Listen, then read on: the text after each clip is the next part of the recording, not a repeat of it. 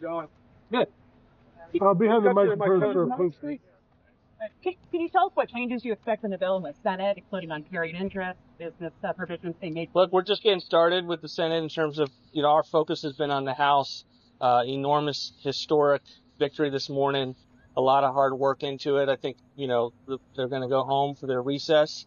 Obviously, Senator Crapo and the team and Senator Finley have been working diligently to be prepared. And we'll start those conversations today. Could you face the cameras and those moves? Is the White House at all flexible on Vought and on heading into the Senate? Look, we're really excited about the package that just occurred. And I think the message that we would have is the extent to which it's a very careful balance. And, it was not easy to get to where we were this morning. Long series of late nights in this week, and ultimately the president closed it out. And so obviously the Senate's going to want to put its mark on it, but, there's a certain coalition there to both accomplish what the president wants to do and have the votes that are necessary to get it through Congress. And we want to bill the president's desk by July 4th. Let's see about this Moody's downgrade. That's got to hurt a little bit for the nation's budget. Well, look, Moody's is catching up with their other rating agencies by being irrelevant for the last 15 years. So I think there's a timing aspect of what they were trying to do in an attempt to sink the president's tax cut. The long and short of what the credit ratings assessment has been was that this town could not produce what we just saw today. Well, their accusation is that this political class could not get to the point where we actually have major spending reforms on a bill, and we just put $2 trillion of mandatory reforms and savers that goes to the heart of the argument. Do we have issues as a country with what we need to do to get to balance? Absolutely. The president is committed to getting to balance. That's something that's only going to continue, but the notion that this was in any way harmful to debt and deficits is fundamentally untrue, and I think that's what was inaccurate about the timing of the report. And if this is enacted, will the debt be lower next year? When you speak to the president's voters, they're all concerned about four things. First of all, there's been no accountability for the 2020 election, no accountability for January 6th, no information on the two assassination attempts, and finally, the tapes from January 6th have still not even been released by the House, and they're worried about the 1,600 that had their lives destroyed. Is there any progress happening? Look, this has been the most historic start to an administration, the most transparent. There is so much happening on so many different levels. I'll let the other people speak to it outside of the fiscal lane that I'm in. But in terms of what we've been able to accomplish, and that's part of the story that I'm trying to share with the country right now. As enormous of an agenda-setting bill as this was, it's one piece of the fiscal puzzle. It is a vehicle. It's not even a budget resolution. It is a procedural vehicle to get through the Senate without a filibuster. And so when you add the tariffs and the significant amount of revenues that are coming in from the tariffs, when you add the appropriations process with regard to non-defense spending, we just in this bill set up a major opportunity to be able to go after non-defense spending consistent with the budget resolution that we just sent up to make the DOGE cuts permanent as a result of ensuring that with Republican votes, we're going to increase defense spending and with Republican votes deal with our border security issues and be able to fully secure the border.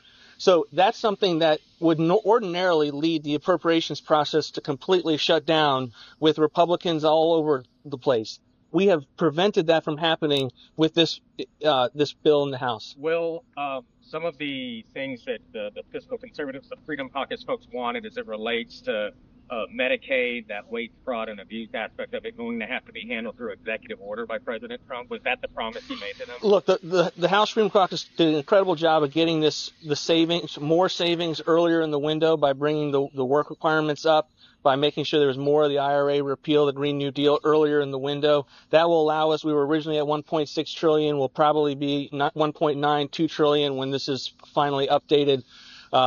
We're going to do everything we can executively to make sure that one of their main concerns was that with this opportunity to do something big on Medicaid, that more states did not come in and expand under Medicaid under Obamacare. We never thought that was a real argument. We thought that they had that argument in good faith. We didn't share the conclusion, but we're going to do everything we can from an executive perspective to be able to make sure that states are not coming in under Obamacare at an increased rate. So that means executive orders by the president, and what do those then look like? Again, we are going to work with those members to make sure that more states are not coming in under Obamacare. Any concern on the bond market's apparent weakness still? Look, I think over the last week, the debate has been largely about the cost of this bill without a lot of bracketing of reality of both what was in the bill and how literally historic this has been. I mean, we haven't seen anything like this since the 1990s. 1997, we had $800 billion of savings adjusted for inflation. The big ticket item was work requirements. Now you're talking about $2 trillion. Nothing like that ever since in the last 30 years, and somehow we're not talking about that. The other aspect of it is the extent to which people are not bringing all of the puzzle pieces of what it takes to have a fiscal package together, and that's tariffs, that's the economic growth, that's the discretionary side of the house. And I think once that conversation gets made and once we continue to educate the folks on that, I think people will settle down. On Russ, SALT when the you- other day, No, go ahead, Chad. On SALT the other day, the president seemed really skeptical. He said that was something helping Democrat states. Now we got this new 40,000 number. How committed is he to that number? And what's your response to saying that's going to... Look, this is a bill that passed. The president wants to sign it into law. It's a coalition that comes together to get a bill done.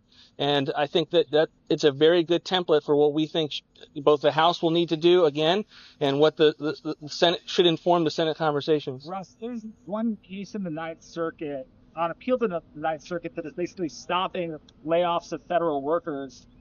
There's a preliminary injunction hearing today, actually. Do you don't get a preliminary injunction, are you going to immediately start laying people off, or what does that look like? With regard to what agency? Any. Just the Look, reduction in force plans. The reductions in force that are ongoing are at various, I'm in one in CFPB, various court cases are dealing with different RIFs. All of these RIFs have been lawful. They've been an effort to scale down the federal workforce with care, with wisdom about what is necessary to statutorily conduct and operate agencies. And I think at the end of the day, wherever they're at, they're going to be successful when they get to the Supreme Court. Hopefully those decisions get made. And we're in a situation right now at CFPB where we almost feel like we're under judicial receivership in the extent to which we can't even eliminate contracts because of the judges that are binding us right now. And it's totally something that the founders would find to be anathema, and yet that's what we're living in. But I don't think ultimately the Supreme Court is going to stand for it. Russ, how do you see Doge's work changing once Elon Musk formally leaves the government in a couple of weeks? We have a great relationship with Doge. We talk every day. Our teams are locked in step.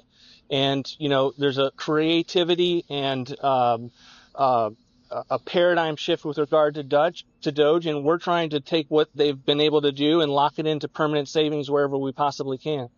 President Trump came in very much as a closer on this deal.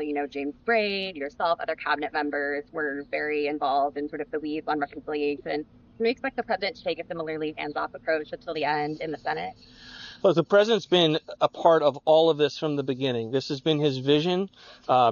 His priorities are reflected in it. He's the most hands-on president, I think, in history. And, he's involved in 1,000 different things, but at every critical juncture, he is there to get something across the finish line. I don't expect anything along those lines to change. Last question. All right. Thanks, guys. See ya.